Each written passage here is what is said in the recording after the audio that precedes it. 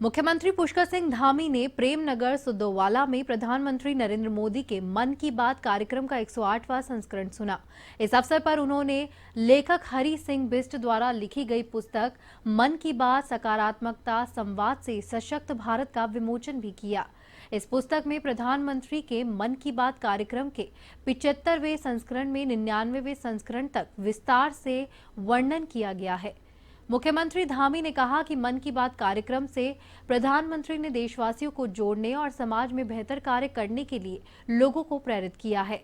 उन्होंने कहा कि प्रधानमंत्री नरेंद्र मोदी के मार्गदर्शन में इस दशक को उत्तराखंड का दशक बनाने के लिए राज्य सरकार द्वारा निरंतर प्रयास किए जा रहे हैं।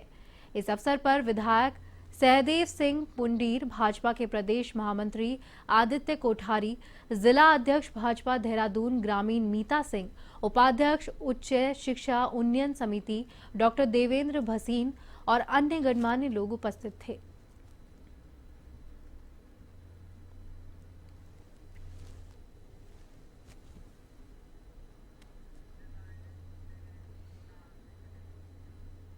देहरादून में मन की बात सकारात्मकता संवाद से सशक्त भारत पुस्तक का विमोचन किया गया। मुख्यमंत्री पुष्कर सिंह धामी ने देहरादून में मन की बात सकारात्मकता संवाद से सशक्त भारत पुस्तक का विमोचन किया और इस अवसर पर उन्होंने कहा कि उत्तराखंड लगातार प्रगति की राह पर चल रहा है। धामी ने विकास परियोजनाओं का जिक्र करते हुए कहा कि जो परियोजनाएं 40-50 साल से अटकी हुई थी, प्रधानमंत्री नरेंद्र मोदी ने तुरंत उन्हें स्वीकार कर राज्य के विकास को नया आयाम दिया है। हर क्षेत्र में उत्तराखंड आगे बढ़ रहा है, तेजी से विकास हो रहा है। अभी अभी देखा होगा आपने, ग्लोबल इन्वेस्टर समिट हुई थी और उसमें बड़ी संख्या में पूरे देश दुनिया के इन्वेस्टरों ने भाग लिया और 3.5 लाख करोड़ से भी ज्यादा की जो निवेशकों के साथ हमारे करार हुए हैं। आपके सेलाकुई क्षेत्र में, आपका जो इंडस्ट्रियल क्षेत्र है, पूरे इस क्षेत्र के लिए भी अनेकों प्रस्ताव हमको मिले हुए हैं। हरिद्वार के प्रस्ताव हैं, उधम सिंह नगर के हैं, देहरादून के हैं, अनेकों प्रस्ताव हमारे आए हैं। ऊपर के क्षेत्रों में, टूरिज्म के क्षेत्र में, हॉर्टिकल्चर के क्षेत्र में, एग्रो प्रोसेसिंग के क्षेत्र में, अनेक क्षेत्रों में लोग काम करना चाहते हैं और बड़ी रुचि लोगों ने दिखाई। दुनिया के 50 से भी ज्यादा देशों के प्रतिनिधियों ने भाग लिया और ये हमारी शुरुआत है। हमने एक प्रयास किया है कि राज्य के अंदर बड़ी मात्रा में, बड़ी संख्या में लोग आए, हमारे राज्य के नौजवान युवाओं को अपने घर के पास उनको काम मिले, उनको रोजगार करने का अवसर मिले, उनको बाहर न जाना पड़े। पढ़ाई लिखाई करने के बाद उत्तराखंड के टनकपुर में बीते दिनों एक बुजुर्ग महिला को आवारा सांड ने टक्कर मारकर घायल कर दिया था। मामला के प्रकाश में आते ही एसडीएम आकाश जोशी ने संज्ञान लिया और एसडीएम ने नगरपालिका को आदेश किया कि जिसके बाद कार्रवाई करते हुए नगरपालिका ने आवारा घूम रहे गोवंशियों को गौशाला में भेज दिया है। इसके दौरान एसडीएम आकाश जोशी ने बताया कि आवारा घूम रहे गोवंशियों को जिला प्रशासन और नगर प्रशासन के निर्देशन में रेस्क्यू कर 1 माह से लगभग 90 से अधिक अगर निराश्रित गोवंशीय पशुओं को गौशाला भेजा जा चुका है। जिला प्रशासन और स्थानीय निकाय द्वारा इस संबंध में लगातार कार्रवाई करी जा रही है। विगत 2 महीनों में हम लोगों ने 90 से अधिक आवारा पशुओं को गौशाला और उनके बाड़ों में भेजा है। आपके चैनल के माध्यम से मैं ये नोट भी करना चाहूँगा, कई सारे तथ्य हमारे सामने ऐसे संज्ञान में आए हैं जिसमें पता चला है कि गांव वाले ऐसे पशु जिनसे उनको लाभ नहीं हो रहा है, उनको आवारा भटकने के लिए छोड़ दे रहे हैं। तो आप लोग जो है ऐसे ना छोड़ के हम लोग संपर्क करें तो हम लोग जो सुविधा दे सकते हैं वो करवाएंगे। इससे किसी आदमी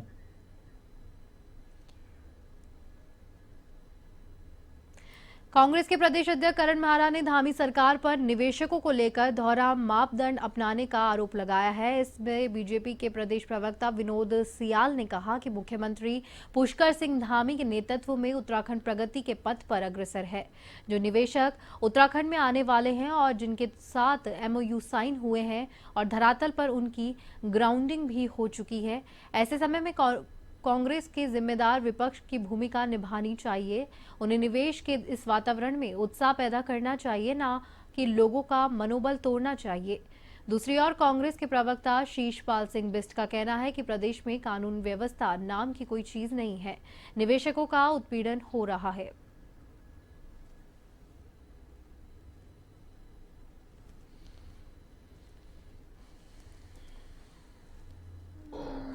मेरी सलाह है कि माननीय पुष्कर सिंह धामी जी के नेतृत्व में उत्तराखंड निरंतर प्रगति के पथ पर अग्रसर है।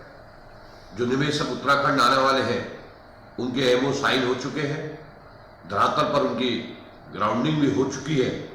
ऐसे समय में उन्हें एक जिम्मेदार प्रतिपक्ष की भूमिका निभानी चाहिए। उन्हें निवेश के इस वातावरण में उत्साह पैदा करना चाहिए, न कि लोगों का मनोबल तोड़ना चाहिए, न कि भ्रामक प्रसार करना चाहिए। क्योंकि उत्तराखंड का विकास होगा तो भारतीय जनता पार्टी का नहीं होगा, ये उत्तराखंड के आम जन का होगा। लगातार एक ओर तो सरकार कह रही है कि हम राज्य में निवेश लाएंगे, निवेशकों को आमंत्रित कर रहे हैं, इन्वेस्टर मीट कर रहे हैं। दूसरी ओर जो है रामनगर के पास जो एक रिसोर्ट संचालक है, वहां पर पुलिस ने उनके साथ बड़ी भारी अभद्रता की, उनको जो है झूठे मुकदमे में फंसाने का काम किया, रात भर जो है उनको लॉकअप में रखा। और जब मामला हाई कोर्ट तक पहुंचा तो माननीय हाई कोर्ट ने मामले की गंभीरता को देखते हुए वहां के जो है थानाध्यक्ष को निलंबित करने का काम किया और 3 दिन बाद वो बहाल हो जाते हैं और उसी थाने में उनकी दोबारा से पोस्टिंग हो जाती है। इस पर माननीय हाई कोर्ट ने गंभीर टिप्पणियां की हैं। आखिर इस उत्तराखंड का लोक आयुक्त बनाने का उच्च न्यायालय का निर्देश है और सरकार ने इसके लिए कवायद भी शुरू कर दी है। वहीं त्रिवेंद्र सरकार लोकायुक्त बनाने से बातचीत कर रहे हैं, लेकिन धामी सरकार पर लोकायुक्त की नियुक्ति के लिए दबाव है। इस बात पर पूर्व मुख्यमंत्री हरीश रावत ने चुटकी लेते हुए कहा है कि भाजपा के खाने के दांत कुछ और है और दिखाने के कुछ और। साथ ही उन्होंने तंज कसते हुए कहा कि जिन भाजपा शासित प्रदेशों में लोकायुक्त है वो असल में मोदायुक्त है और उन्होंने राज्य को अपंग बनाकर रख दिया है।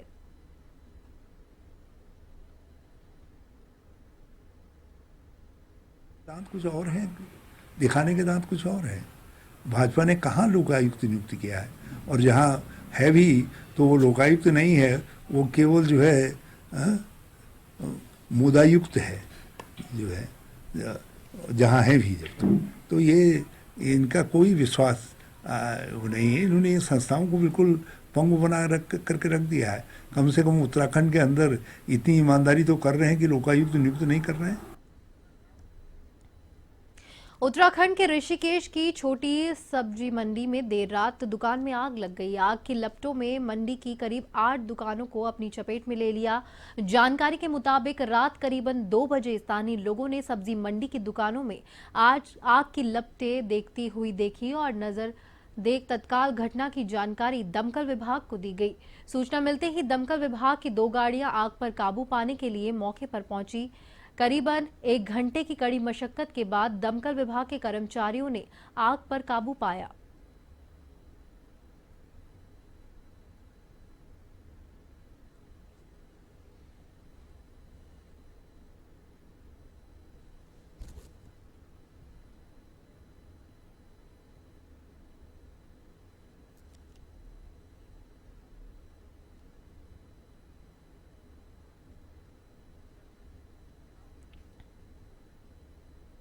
पुलिस ने गदरपुर के आर्यन नगर के पास जंगल में असलाहा बनाने वाली फैक्ट्री का भांडाफोड़ किया है। इस मामले में पुलिस ने एक अभियुक्त को भी गिरफ्तार किया है।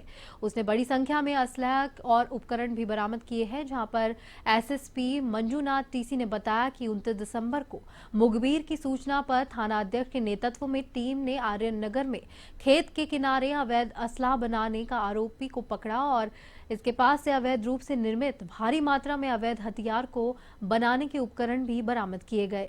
आरोपी ने बताया कि वह असला बनाकर रामपुर, रुद्रपुर, किच्छा, हल्द्वानी, बाजपुर, काला ढूंगी आदि स्थानों पर तमंचे बेचता था।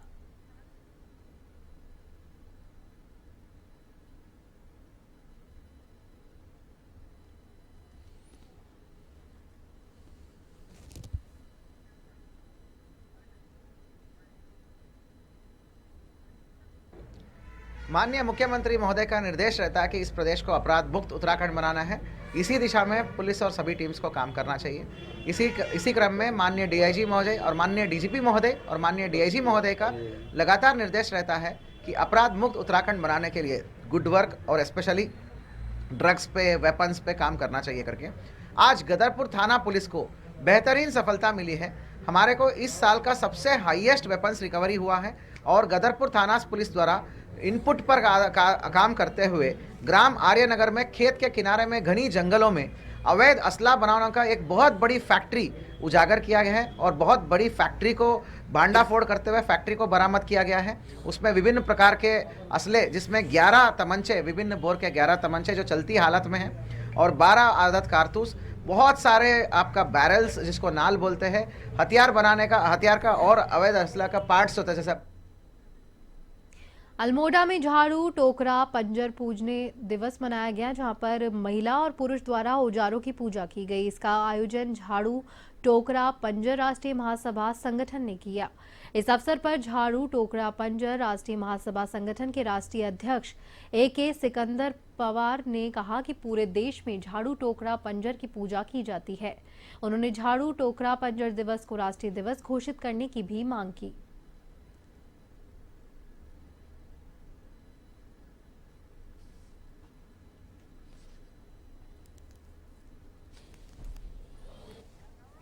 जिस तरह से अन्य मशीनरियों की पूजा विश्वकर्मा दिवस में मनाई जाती है, तो हमारे जो ये सफाई कर्मचारी हैं जो 4 बजे सुबह उठकर जो पूरे देश की सफाई करते हैं, उनके औजारों की, उनके उपकरणों की पूजा क्यों नहीं की जाती है?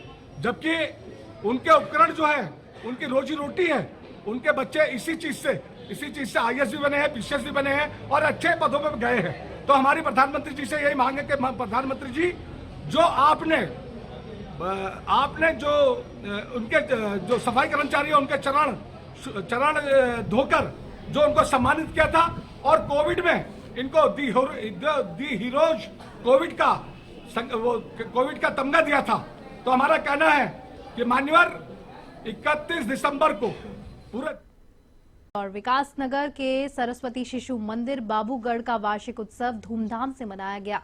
छात्रों ने गढ़वाली, कुमाऊनी, जोनासरी समेत अन्य लोकगीतों पर रंगारंग कार्यक्रम पेश किया। कार्यक्रम के मुख्य अतिथि राज्यसभा सांसद नरेश बंसल थे। इस मौके पर उन्होंने कहा कि सरस्वती शिशु मंदिर पर्वतीय अंचलों में बच्चों को चारित्रिक शिक्षा देता है और इससे बच्चों का शैक्षिक और बौद्धिक विकास होता है। कार्यक्रम में विधायक मुन्ना सिंह चौहान और पूर्व विधायक कुलदीप कुमार भी मौजूद रहे। सबको पता है, एक विलक्षण शिक्षा पद्धति है जो आने वाली पीढ़ी को राष्ट्र निर्माण के लिए तैयार कर रही है। सभी लोग इसमें सहयोग करें, सभी इसमें जुड़ें।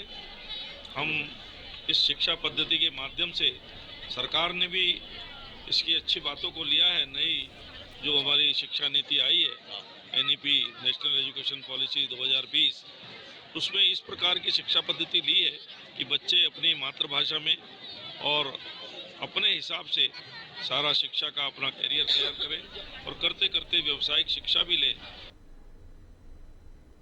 उत्तराखंड में मौसम पल पल बदल रहा है। कई इलाकों में दिन की शुरुआत हल्की धूप के साथ हुई, तो वहीं कई जगह पर हल्का कोहरा छाया रहा। देहरादून, हरिद्वार और उधम सिंह नगर में कोहरा छाया रहा। राज्य के 5 जिलों में घने कोहरे का अलर्ट जारी किया गया है। देहरादून, पौड़ी, नैनीताल, हरिद्वार और उधम सिंह नगर में घना कोहरा छाने का येलो अलर्ट जारी किया गया है। मैदानी इलाकों में कोहरा छाने से ट्रेन और बस की रफ्तार धीमी हो गई है।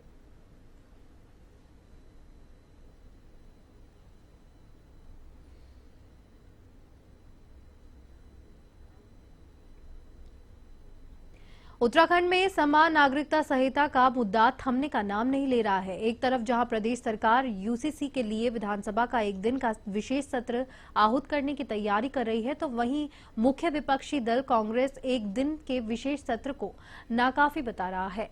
इस दौरान कांग्रेस की प्रदेश प्रवक्ता प्रतिमा सिंह का कहना है कि UCC को लेकर जो 1 दिन का विधानसभा का विशेष सत्र प्रदेश सरकार बुलाने जा रही है, वह UCC पर चर्चा करने के लिए नाकाफी है। प्रतिमा सिंह ने कहा कि भारतीय जनता पार्टी बिना विपक्ष के ही विधानसभा चलाना चाहती है और बिना विपक्ष के ही संसद चलाना चाहती है।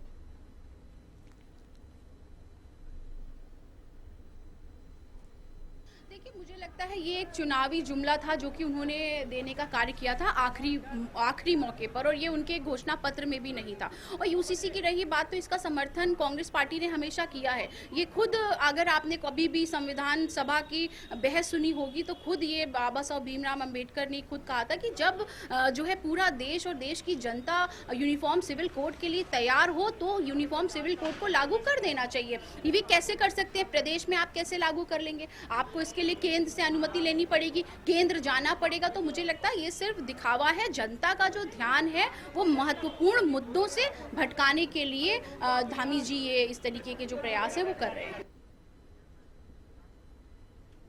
कांग्रेस की प्रमुख प्रवक्ता गरिमा दसौनी ने राजधानी देहरादून के कांग्रेस मुख्यालय में प्रेस वार्ता का आयोजन किया।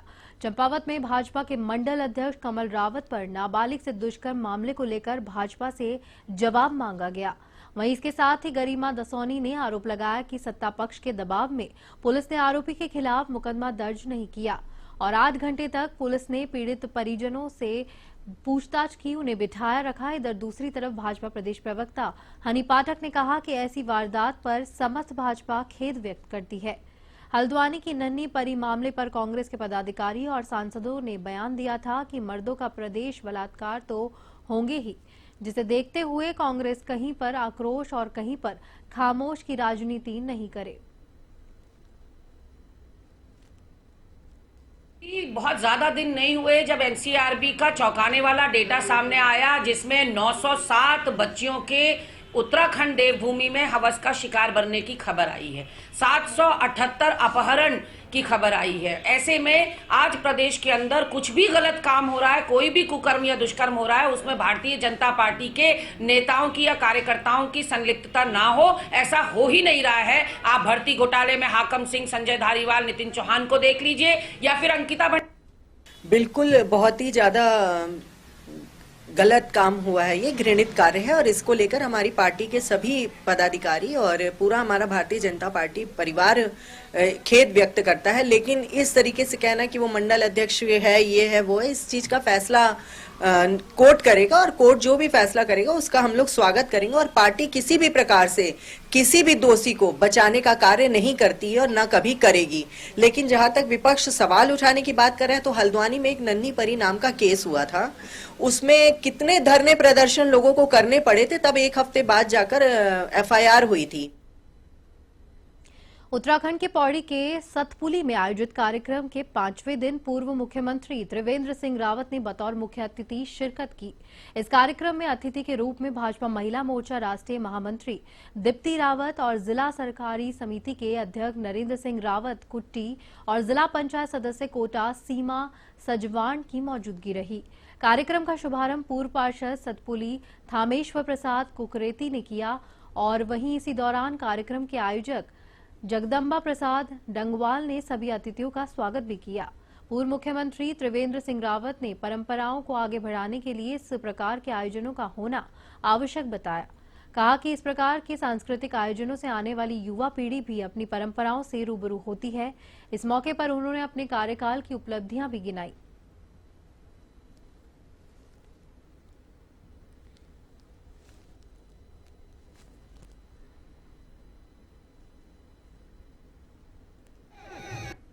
अच्छा लगा कि सतपुली में नगर और नया थीम महोत्सव हो रहा है और आयोजन भी छोटा नहीं है, मेरे ख्याल से 5-6 दिन का इन लोगों ने ये पूरा आयोजन किया है।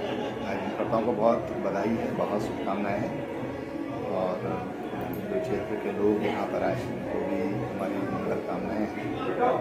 इस तरह के कार्यक्रमों से जो स्ट्रेस है समाज में वो कम होता है, उनका ध्यान बढ़ता है और वो खुशी महसूस करते हैं।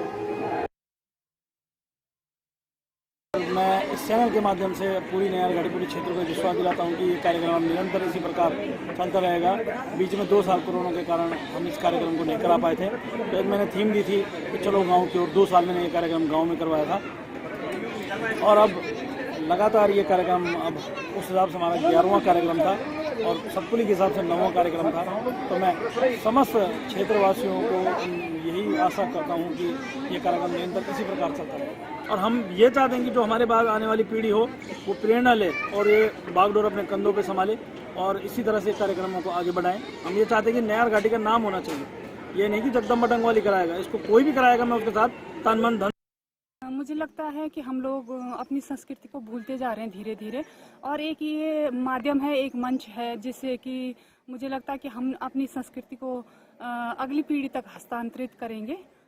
इसलिए मैंने तो मंच से भी यही कहा है सब माताओं को, बहनों को, कि जो भी आपको आता है, जो नृत्य, थड़िया गीत जो भी आता है, यहाँ तक कि खुचले गति जो होती थी कि वो लगाना नई पीढ़ी को सिखाएं आप।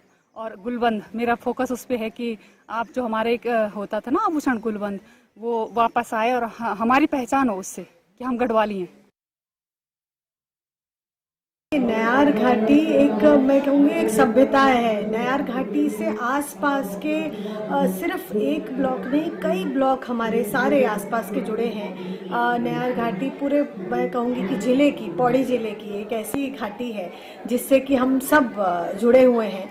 और वहाँ के महोत्सव में आने का आज मुझे सौभाग्य मिला। पहले ज़रूर कुछ विलम्ब हुआ, नहीं आ पाई कई दिनों, लेकिन आज आई और बहुत अच्छा महोत्सव है, बहुत अच्छी सांस्कृतिक हमारी यहाँ पर जितनी प्रस्तुतियाँ हैं वो हुई।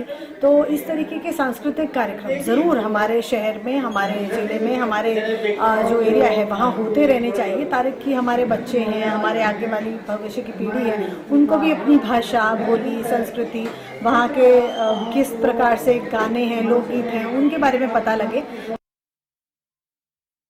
क्योंकि विगत जो है कई वर्षों से वो इस कार्यक्रम को कर रहे हैं। बीच में 2-3 साल नहीं हो पाए क्योंकि कोविड भी रहा बीच में, लेकिन पहले हम जो है नयार के किनारे करते थे, फिर 1-2 बार मैंने जो है कॉलेज में भी जो है इस स्कूल में प्रोग्राम किया है। तो उसका जो है मेन श्रेय जो है जगदम्बा प्रसाद डंगवाल जी को और उनकी कार्यकारिणी समिति जो इस कार्यक्रम को कराती है। और मैं ये चाहता हूँ कि ये कार्यक्रम जो है, ये प्रोग्राम और उन्नति करे और हमारी संस्कृति को जो है बचाने का ये जो है सबसे बड़ा जरिया है।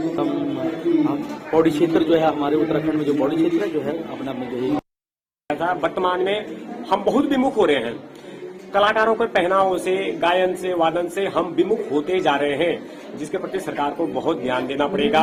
और दूसरे में मेरी जो मन की पीड़ा थी कि संस्कृति विभाग में कुछ खास कलाकार हैं कि जिनको भेजा जाता है। देखो, वोट हमने भी दिया, सरकार हमारी भी है, संस्कृति विभाग हमारा भी है। संस्कृति विभाग में बैठे हुए कर्मचारियों का सम्मान मैं भी करता हूँ, बड़ा कलाकार भी करता है और छोटा कलाकार भी करता है। भोजन की आवश्यकता सबको है, कला की आवश्यकता सबको है, सभ्यता की आवश्यकता सबको है, संस्कृति से प्रेम सबको है।